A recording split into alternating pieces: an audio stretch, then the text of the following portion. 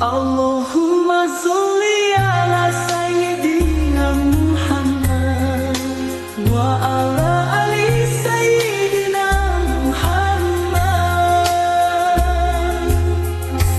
Keindahan pribadimu ya Rasulullah, cahaya terang di gelapnya.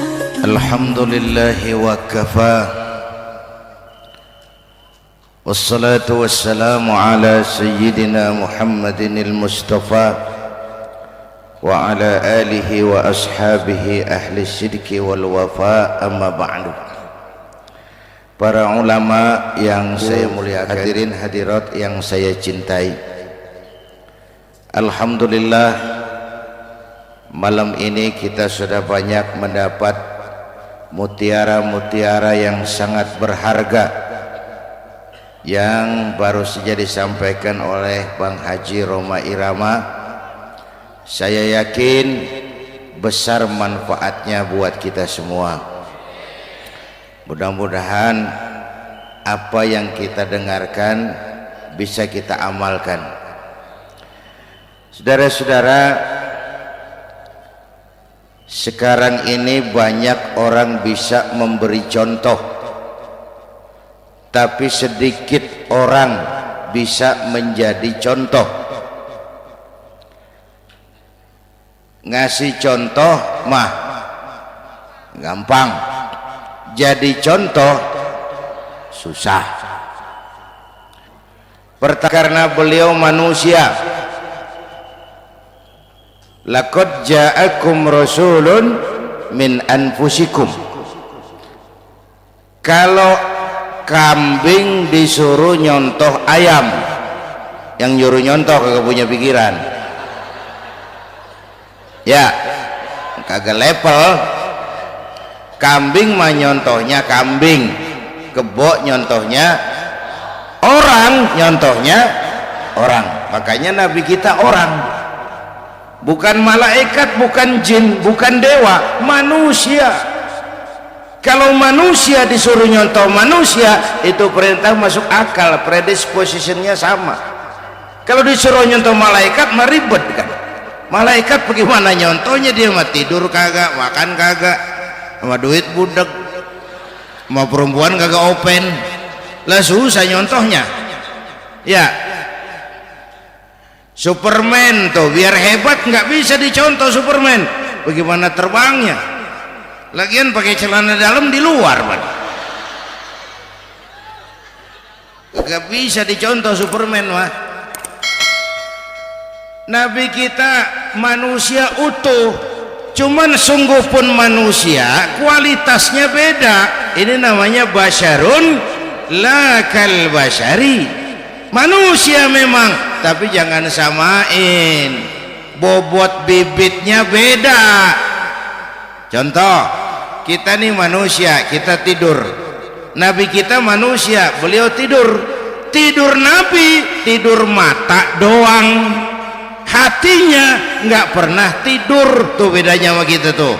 Tidur kita keblek, asal tidur habis-habisan. Lagi, kita manusia, kita keringetan. Nabi kita manusia, keringetan. Keringat Nabi harum wangi, bau minyak kasturi, zaman belum ada parfum.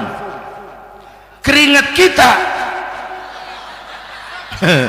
udah rasain aja masing-masing dah, jangan pakai dikebet udah.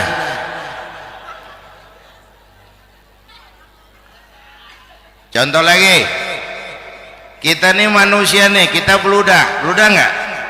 Nabi kita manusia, beliau juga beludah. Ludah Nabi obat, ludah Nabi.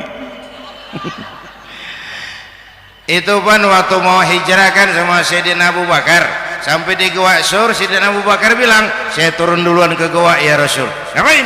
Bersihin gua, takut ada binatang berbisa.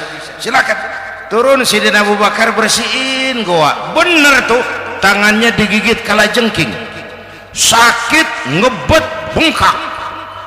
Kalajengking Arab ya, emang di Arab kejadiannya. Herem nyaut aja. ditahan aja, udah aman ya Rasul, silakan turun. Lama-lama dalam gua berduaan kelihatan juga Sayyidina Abu Bakar mukanya pucat. Nabi tanya, ma baluka ya Abu Bakar? Abu Bakar kenapa? Enggak apa-apa. Berat meninggalkan Mekah? Enggak. Malas hijrah ke Madinah? Enggak. Takut diubur-ubur Quraisy? Orang kata enggak, itu mah enggak. Lah kenapa muka kamu pucat? Tangan digigit kalajengking. Ngapa nggak ngomong dari tadi? Saya nggak mau nyusahin Tuhan ya Rasul. Biar saya tahan, asal jangan nyusahin Tuhan. Ah, jangan begitu kau. Sini tanganmu, diambil sama baginda Nabi. Bismillahirrahmanirrahim. Cuh, diludahin, ringkes, sembuh saat itu juga. Ludah Nabi. Pengen tahu kita yang ludahin, bengkak campur koreng.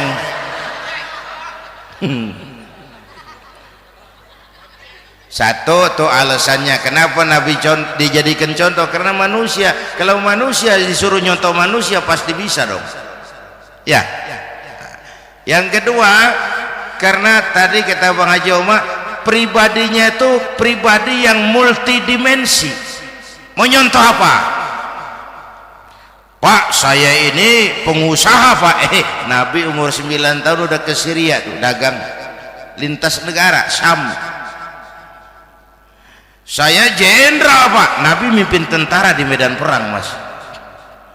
Saya mubalik Pak. Nabi dakwah Bung. Saya guru Pak. Nabi ngajar Mas. Innama bu'istu mu'alliman. Aku diutus sebagai guru, guru umat, guru bangsa. Saya politisi Pak. Nabi diplomat ulung Bung. Saya presiden Pak. Nabi mimpin bangsa dan negara Mas. Saya kepala rumah tangga Pak. Nabi punya anak bini Bang. Ayo lempengan mana dulu, cari ngomong. Malah Nabi Isa tuh nggak bisa jadi contoh bagaimana membina rumah tangga bahagia. Bagaimana membina rumah tangga bahagia menurut contoh Nabi Isa? Nggak ada Mas. Kenapa? Nabi Isa belum sempat kawin. Ya, Nabi Isa belum sempat kawin. Ada pengikut Nabi Isa menyangka nggak kawin ajaran Nabi Isa, pada ngikut lagi nggak kawin. Tuh pastor tuh mubazir. Lah orang dikasih perabotan. Bang bener, saya kalau dalam Islam kiai kagak boleh kawin, saya pilih berhenti jadi kiai. Kalau kagak ada giro-giroan, botak rambut.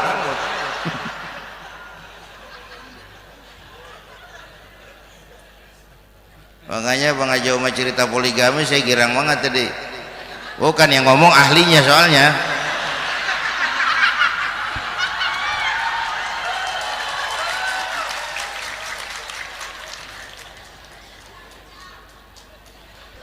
Dadah gitu aja deh ya. Nah kata Imam Busair nih yang dahsyat, ka'annahu wa huwa fardun fi jalalatihi fi askarin hina talqahu wa fi hasham. Sepertinya kehebatan Rasulullah itu sama baik sendiri maupun di tengah tentara. Artinya begini, orang hebat banyak, tapi yang hebat di mana-mana susah nyarinya.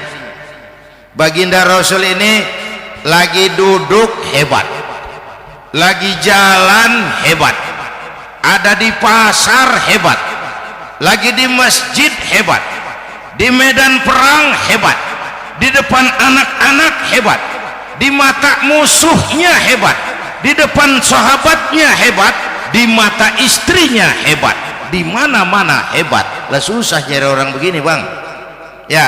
Kita mah hebat juga setempat. Di kantor hebat, sekantor orang diomelin. Di kantor, pulang ke rumah dikeplak sama bininya diem aja. Ini di depan bininya dia kagak hebat dia mah.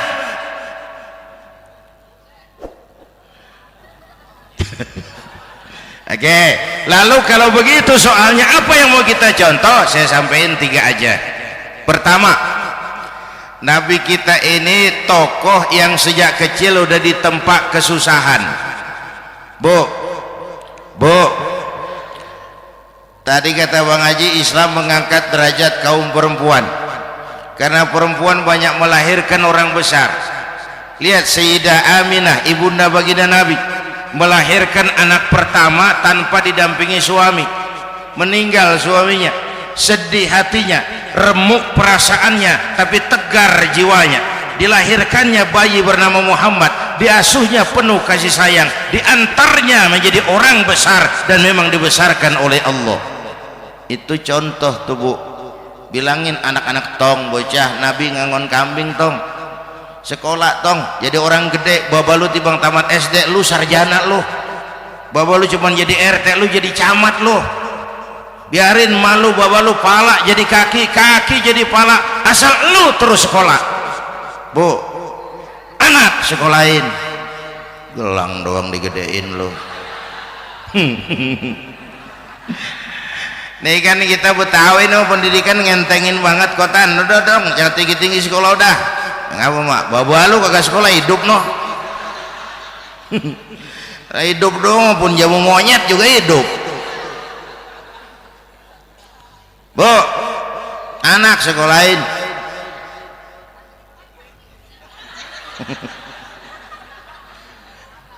Mahatma Gandhi, kecilnya begeng, ceking, cacingan, leatim. Emaknya tuh, Gandhi sekolah nak, Gandhi belajar nak, Gandhi jadi orang besar nak. Kalau perlu belajar ke Inggris, biar Inggris menjajah kita. Gak apa-apa kau sekolah ke Inggris, tapi jangan jadi Inggris nak. Jangan pacaran sama bule, jangan sentuh minuman keras. Gandhi jadi orang besar. Mahatma Gandhi tumbuh karena dorongan emak. Mak udah yatim. James Watt, Kang Bandrek. Emaknya tuh yang dorong tuh jadi orang besar. Belum lagi perempuan yang jadi besar. Di Indonesia ada Kartini, di Jawa Tengah ada Dewi Sartika, di Jawa Barat Dewi Sartika, di Bengkulu ada Fatmawati Soekarno, sang penjahit bendera merah putih. Di Aceh muncul Laksamana Malahayati, disusul kemudian oleh Cut Nyadin, baru kemudian muncul Cut Koko, Cut Meme, Cut, ya udah tak cut lain dah.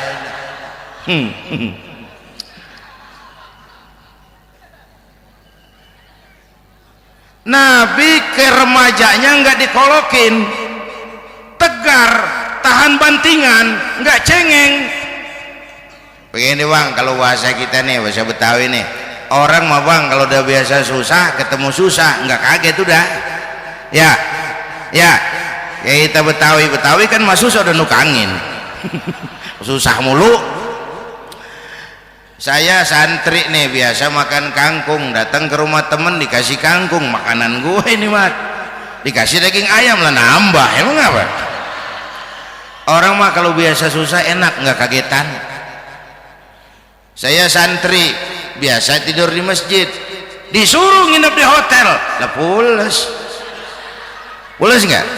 Tapi yang biasa tidur di hotel suruh nginep di masjid encok. Makanya kemarin tuh waktu menteri-menteri baru dilantik tuh saya ngarepin tuh, mudah-mudahan nih menteri ini begitu dilantik bacaannya nawaitu sauma godin. Lu pada niat puasa dulu dah, entaran. Puasa kan bukan kagak boleh, nunda doang, nunda puasa mah. Tempe boleh maghrib, tahu boleh maghrib, air kelapa boleh maghrib. Lu menteri pada mau naik mobil mewah boleh, ntar kalau ekonomi udah mendingan, rakyat udah pada legaan napasnya. Ya sebab apa? Itu duit buat mobil para menteri kan duit negara. Duit negara kan duit rakyat. Duit rakyat kan duit gue juga, itu ada di situ. Gue bayar pajak. Sayangnya kebanyakan pejabat kita asal dilantik aja bacaannya Allahumma lakasumtu, niat buka puasa. Orang buka puasa kan kemaruk, apa jadi gares ya. Bu, jadi benar Islam mengangkat harkat, derajat, martabat kaum perempuan. Kata Bang Haji Umar tadi, dengar nggak tuh? Waktu Nabi ditanya, ya Rasul, siapa yang paling harus saya taati di dunia? Ibumu. Setelah itu, ibumu. Setelah itu, ibumu. Setelah itu, bapakmu. Ibu 3 kali disebut, bapak. Coba pikirin, ibu 3, bapak 1. 1 bapak. Ini bagaimana ngitungnya, jadi kerok begini nih ngitung nih.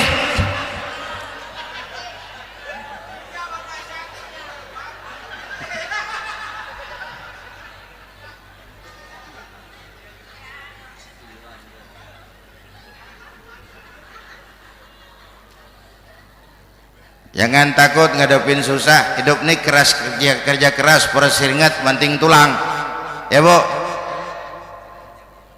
Satu. Yang kedua, contoh dari Nabi, orang yang paling bersih hatinya Rasulullah, orang yang paling baik akhlaknya Rasulullah, orang yang bahkan sudah dapat jaminan ampun dari segala dosa Rasulullah. Tapi orang yang kalau sholat malam sampai bengkak kakinya karena rajin sujud Rasulullah. Aspek ibadah apaan? Hei, diam-diam giliran gue ini ngomong.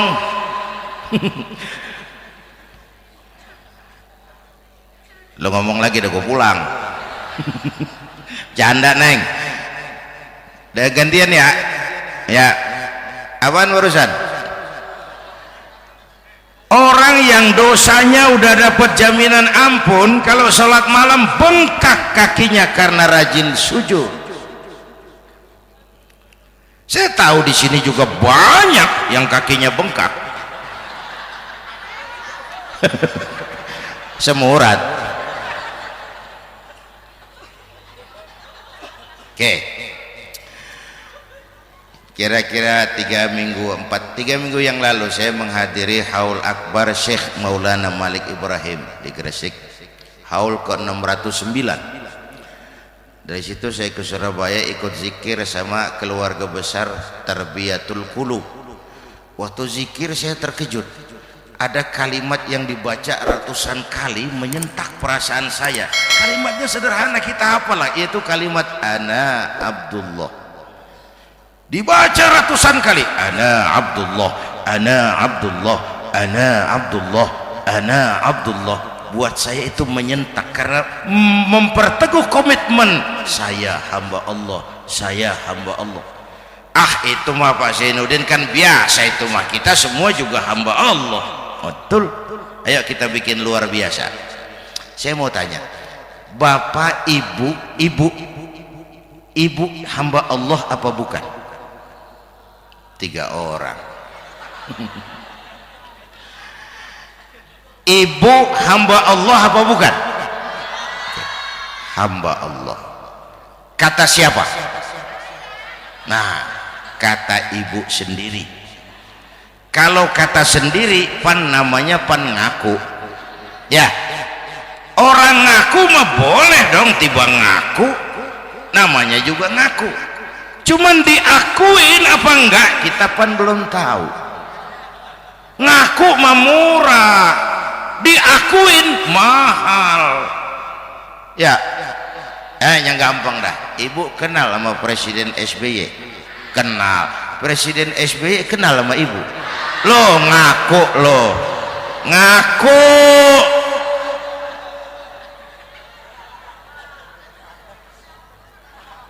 Saya hamba Allah, kata saya. Berapa banyak orang mulutnya hamba Allah, perbuatannya menyatakan dia hamba dunia, hamba harta, hamba jabatan, hamba setan, budak nafsu. Nggak sesuai ucapan sama perbuatan. Yuk jadi hamba Allah yang beneran, jangan separuh-separuh. Kita bapak asal sakit mah hamba Allah. Ya Allah, ya Allah, lagi sakit, sehat ya dikit keder, nyari masjid nggak ketemu.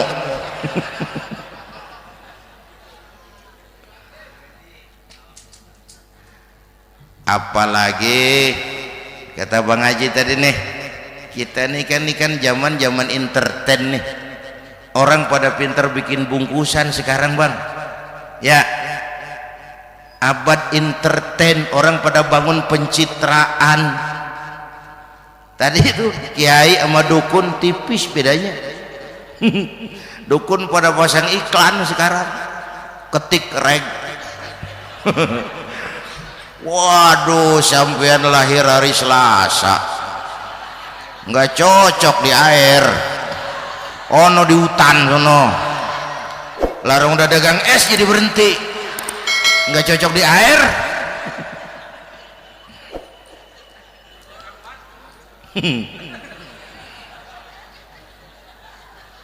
Bu, di zaman nih siapa pakai apa, siapa mau jadi apa kagak urus nih. Bapak Ibu hadirin yang saya hormati, dan masyarakat kita ini kayak daun kering. Tahu daun kering? Gampang dikumpulin, susah diikat, berisik, gampang dibakar. Tuh daun kering. Penyakitnya kutil, kurang teliti, cepat heran, gampang kagum. Cepat heran, gampang kagum.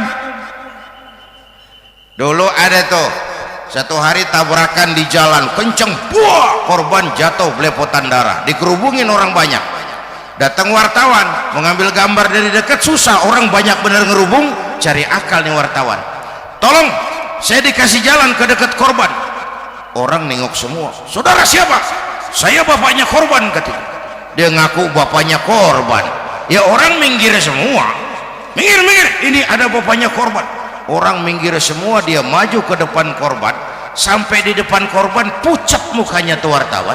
Kenapa? Yang ketabrak anak monyet pak. Dia udah kedongan ngaku bapaknya korban.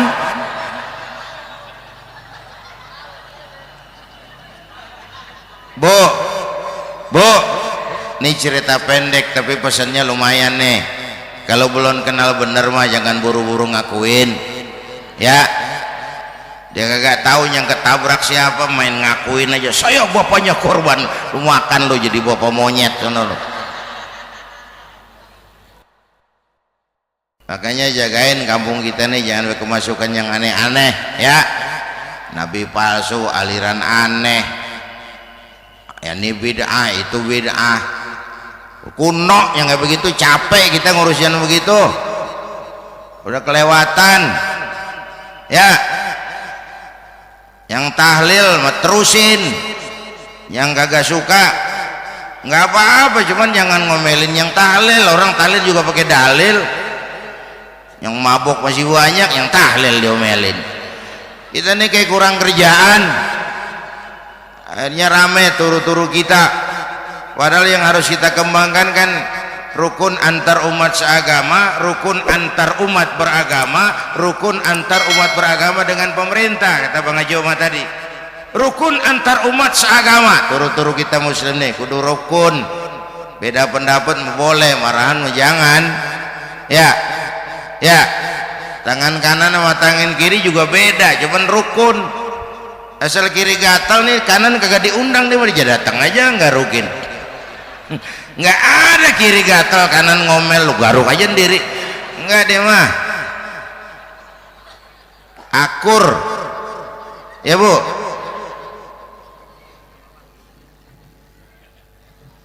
Yang kedua rukun antar umat beragama. Islam ini rahmatan lil. Yang ketiga rukun antar umat beragama dengan pemerintah. Ini mah kita kan bermasyarakat sama juga sembahyang berjamaah, ada imam ada makmum ya. Nih rakyat kalau jadi pemilih yang pintar ke depan, mau memilih wali kota kayak gubernur kayak presiden kayak. Sebab apa? Sholat berjamaah kan siapa makmum kagak penting bang, makmum mah siapa aja boleh ya, tiba ngikutin dia mah ngaji dia mah gimana kayak nggak ada bab pemilihan makmum, nggak usah makmum mah kagak usah dipilih, siapa aja boleh ya bang, orang budak bang boleh jadi makmum, bacanya kagak fasih boleh jadi makmum, ketinggalan 1 rakaat boleh jadi makmum, tapi nggak tiap orang boleh jadi imam. Siapa yang dipilih jadi imam? Pertama a'lamuhum, kata Nabi, orang yang paling alim di kampungmu siapa? Angkat jadi imam yang paling alim, bukan yang paling tua. Tua juga kalau kejemur kisut. Dulu tuh Nabi Adam waktu diangkat jadi khalifah kan bekalnya apa? Wa 'allama Adam al-asma'a kullaha, al-asma' ay al-ulumul katsirah. Dulu zaman Fir'aun perang sihir sama Musa, sekarang perang visi dan misi. Punya ilmu, Bu, ngerti urusan dari tetek sampai bengeknya. Kalau ngikutin imam yang alim pan enak, bisa dipertanggungjawabkan. Hati-hati milih pemimpin, maksudnya Bu, jangan terjebak oleh penampilan. Emas pasti kuning, bener? Apa semua yang kuning pasti emas? Udah paham dong. Ustadz, kenapa? Di kampung saya ada 2 orang alimnya sama, yang mana yang jadi imam? Afsahuhum, yang lebih fasih lidahnya. Yang satu alim pelok, yang satu alim kagak pelok. Yang kagak pelok suruh jadi imam. Kenapa? Nggak sah orang fasih bermakmum kepada imam pelok. Ustadz, imam pelok, makmum pelok semua. Sah, namanya kampung pelok, biarin, susah diurusin udah itu. Apa sih artinya fasih? Yang enak deh, nyambung. Pegel kalau punya pemimpin kagak nyambung sama rakyat ya. Rakyat mau yang ngidul dia ngalor, rakyat mau yang ngulon dia ngetan, lah kan capek rakyat, kagak nyambung. Makanya kalau jadi imam pesan Nabi, idza amma ahadukumun nas falyukhaffif, kalau kamu jadi imam ringankan sholat kamu. Itu makmum nggak sama kekuatannya, jangan panjang-panjang. Kalau jadi imam kudu tahu keadaan makmum. Tuh makmum ada yang udah tua rentak, diri aja udah gemeter, ada yang punya darah tinggi, kalau sujud kelamaan palanya ngebet, ada yang udah janji itu makmum habis sembahyang mau terima duit. Kalau imam kelamaan kalau saudara makmum ya nyambung. Jangan udah diangkat jadi imam saenake dhewe, sholat isya berjamaah rakaat pertama selesai Fatihah Yasin, makmum ikut mengikut cuman bari ngancem, besok gua tawiatin balik lagi udah. Kagak nyambung. Kalau nggak nyambung tuh capek, Bu. Jangan tersenyum kepada orang buta, jangan berbisik kepada orang tuli, kagak nyambung. Orang buta diajak senyum, bagus sih maksudnya, cuman kan rada mubazir, orang kagak paham. Cari pemimpin yang nyambung. Kalau memang masyarakatnya suka tahlil, cari pemimpin yang suka tahlil. Rakyatnya suka maulid, cari pemimpin yang suka maulid, supaya nyambung, kagak pegel kita.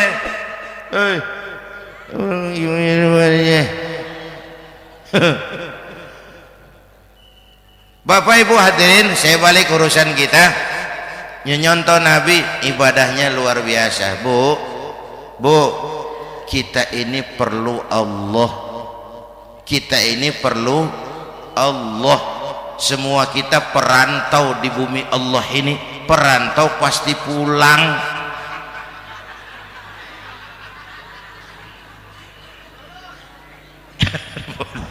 Bolot, bodoh kalau ada perantau, dia sadar dia perantau tapi nggak pernah mikirin pulang. Lebih bodoh lagi mikirin pulang tapi nggak nyiapin bekal.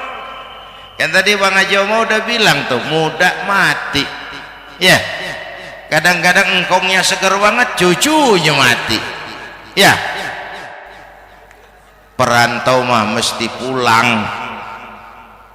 Sini mah kita ngendon doang, ngendon taran. Mula-mula pan bang, kita mah tinggalnya jauh di alam arwah, dari sana pindah ke alam rahim, alam kandungan emak nih. Pernah tinggal di situ 9 bulan tuh, ada yang 2 tahun, yang keluar udah kumisan, kelamaan ngetemnya itu.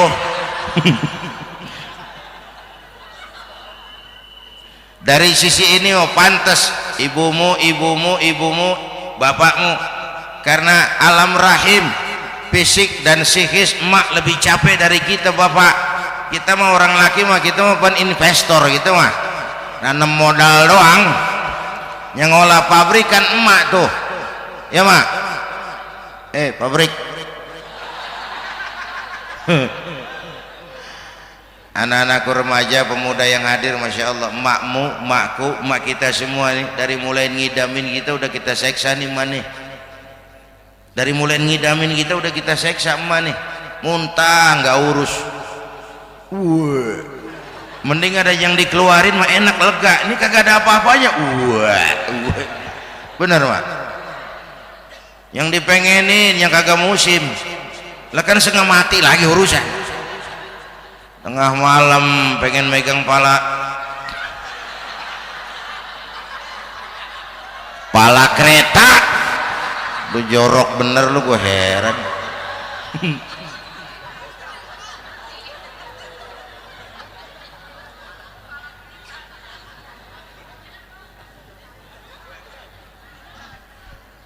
Bapak Ibu hadirin, yang ketiga terakhir, contoh dari baginda Nabi, modal utama perjuangannya adalah akhlak.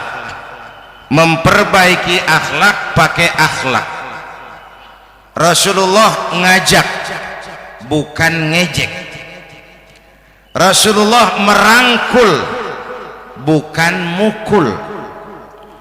Rasulullah pakai argumen, bukan pakai sentimen. Tujuannya adalah kebenaran, bukan menang-menangan. Prinsip dakwahnya basyiru wala tunafiru, yassiru wala tu'assiru. Gembirakan orang, jangan ditakut-takutin. Mudahkan urusan orang, jangan dibikin sulit. Di masyarakat memang mendingan rakyat rendah berakhlak tinggi daripada pejabat tinggi berakhlak rendah. Dulu tahun 50-an orang kita kalau pergi haji ke Mekah 6 bulan. 6 bulan tuh orang udah pada lupa aja baru pulang. 6 bulan orang yang ada cuman kapal laut, Mekah Madinah onta, banyak rampok lagi di gurun pasir Baduy itu. Dulu orang tua kita belajar manasik, kalian belajar silat. Sekarang karena kemudahan kemajuan ilmu menciptakan Boeing memotong waktu 5 bulan, orang pergi haji cukup sebulan. Bapak Ibu hadirin yang saya hormati, oleh karena itu menjaga nilai-nilai akhlak itu penting. Kepada siapa kita harus berakhlak? Pertama, kita harus berakhlak kepada Allah. Bagaimana caranya? Jangan menyekutukannya dengan sesuatu pun. Yang kedua, jangan menyembah kecuali hanya kepadanya. Yang kedua, kita harus berakhlak kepada sesama tadi itu. Yang ketiga, kepada lingkungan. Saya dulu masih zaman ada almarhum kakek saya, engkong. Kampung saya banjir, air masuk ke rumah. Saya teriak, "Kong, banjir kong!" Engkong saya ketawa, "Biarin, bukan salah air." Habis, salah lo. Salah kita bagaimana kong? Lo tempat air lo tempatin. Yang punya tempat datang ya kagak ngerti, ini tempat gua, ini di sini nggak pada lo, lah banjir. Engkong saya nggak makan bangku sekolahan, tapi wise. Air kan bukan musuh, air kan temen kan kudu punya tempat. Lalu kagak punya tempat, pantas kemana dengan ayam, banjir. Ya, dulu saya remaja ngaji babul istinja, kiai ngajar makruh buang air kecil di tanah berlubang. Saya tanya, kenapa makruh kiai? Pertama, untuk alasan kesehatan. siapa tahu di lubang yang kamu kencingi ada gas beracun. Kalau tidak Kiai, kalau tidak maka artinya melindungi binatang yang ada di dalam lubang. Siapa tahu di lubang yang kamu kencingin ada semut sedang rapat membahas laporan Susno 2Ji. Apa dosanya lalu mati dikencingin? Ini namanya rahmatan li semut. Saya mau bilang alam sekarang tidak seramah dulu karena kita juga nggak ramah sama alam. Bapak Ibu hadirin yang saya hormati, padahal watak Islam rahmatan lil alamin. Inilah Allahumma sholli ala sayyidina Muhammad wa ala